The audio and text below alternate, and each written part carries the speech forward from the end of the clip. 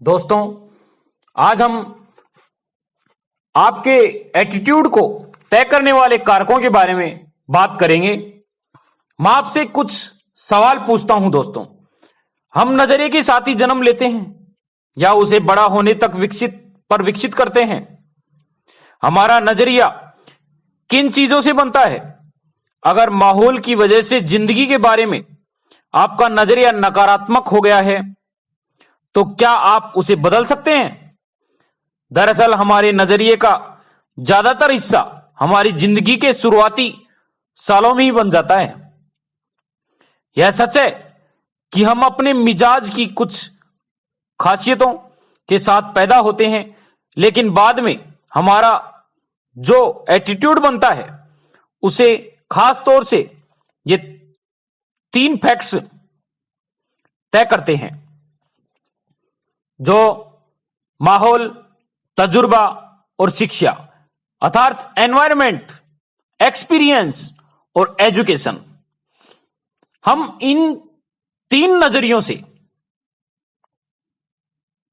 हम हमारा नजरिए के बारे में प्रकाश डालते हैं। एनवायरमेंट, माहौल में दोस्तों ये चीजें शामिल होती हैं। घर अच्छा या बुरा असर, घर का अच्छा या बुरा असर, स्कूल अर्थात आपकी स्कूल का साथियों का दबाव, काम, मददगार या जरूरत से अधिक नुक्ताचीनी करने वाला सुपरवाइजर, मीडिया की बात करें, टेलीविजन, अखबार, पत्रिकाएं, रेडियो, फिल्में आदि, सांस्कृतिक पृष्ठभूमि, धार्मिक पृष्ठभूमि और परंपराएं और मान्यताएं। दोस्तों, सामाजिक माहौल भी हमारे एनवायरनमेंट में आता है। राजनीतिक माहौल, दोस्तों हमारे द्वारा बताए गए माहौल के द्वारा हमारी तहजीब बनती है। घर हो, संस्था हो, देश हो, हर जगह की अपनी तहजीब होती है।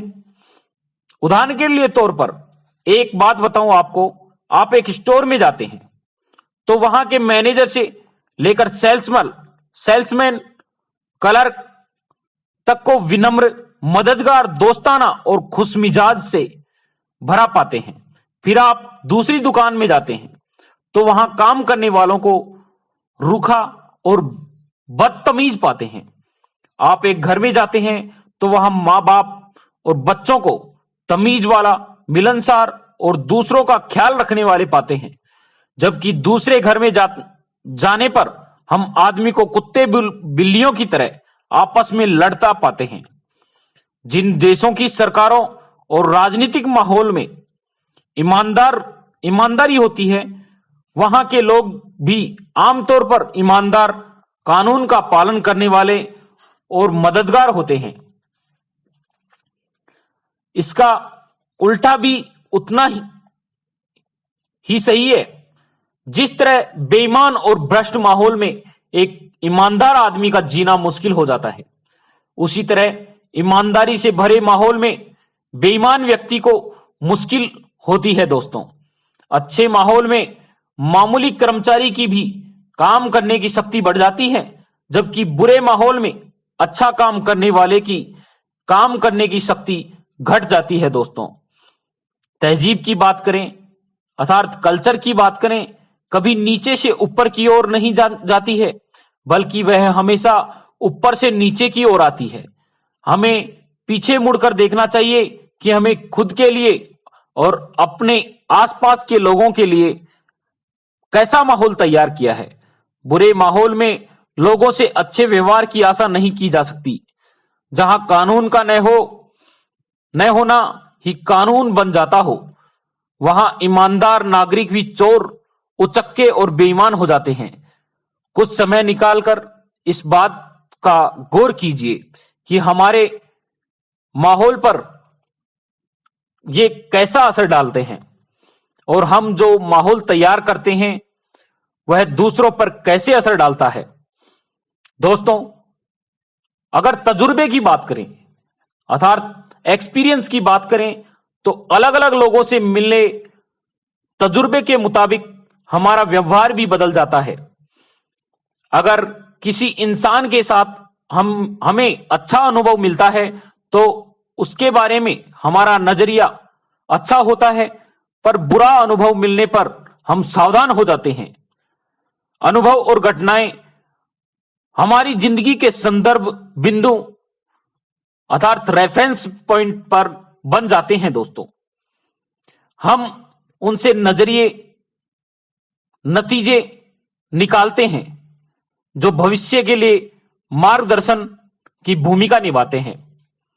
दोस्तों, हम तीसरे पॉइंट शिक्षा की बात करते हैं, एजुकेशन की।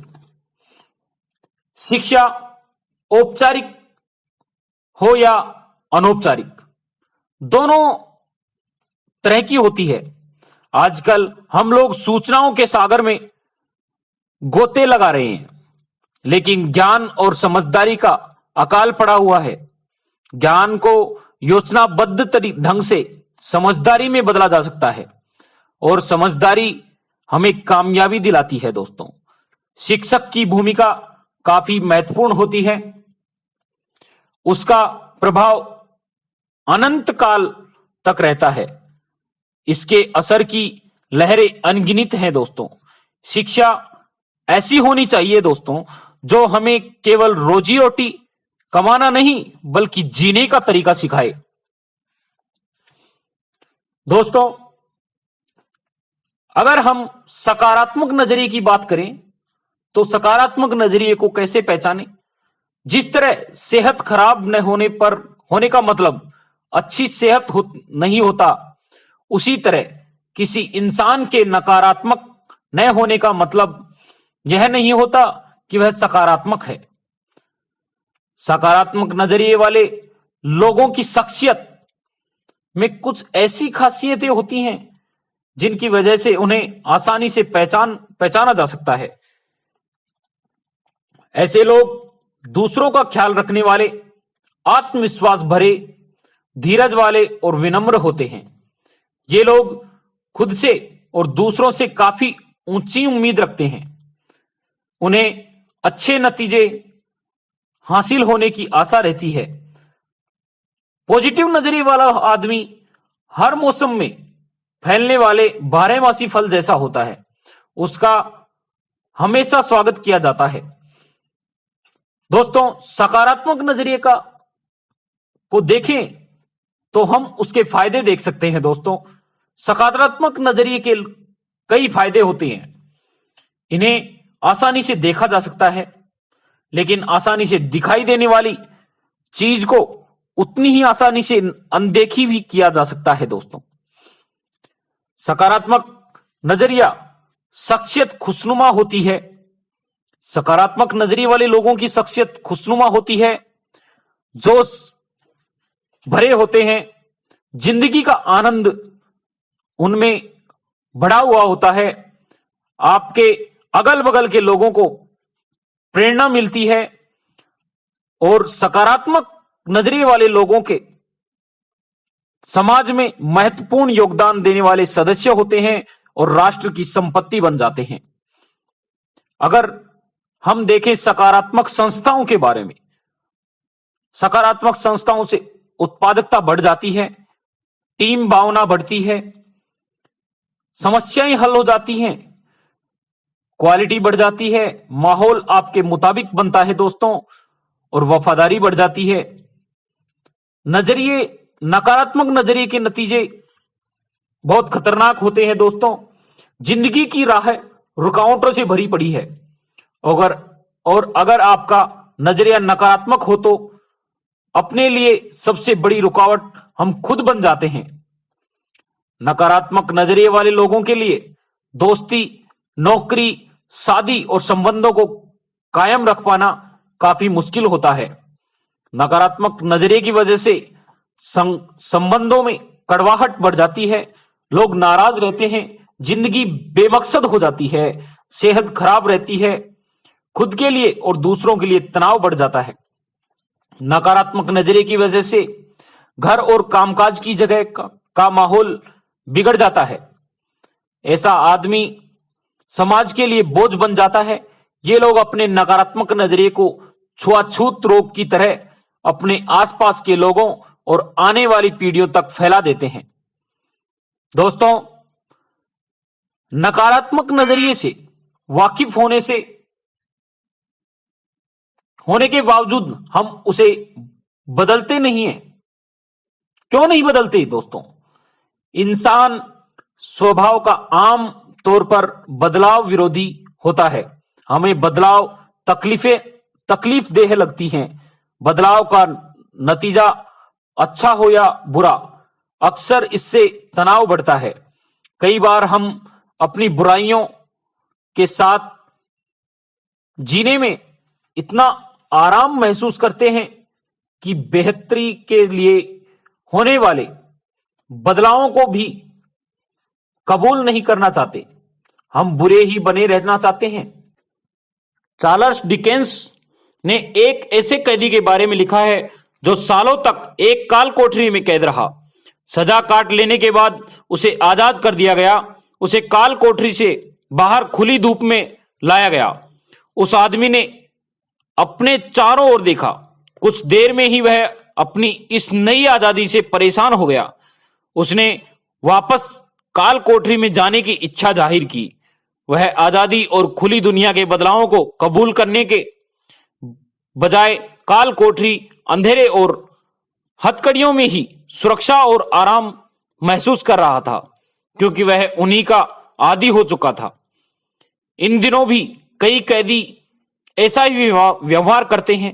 एक अनजाने संसार के साथ तालमेल कायम करने का तनाव उनकी बर्दाश्त से बाहर होता है।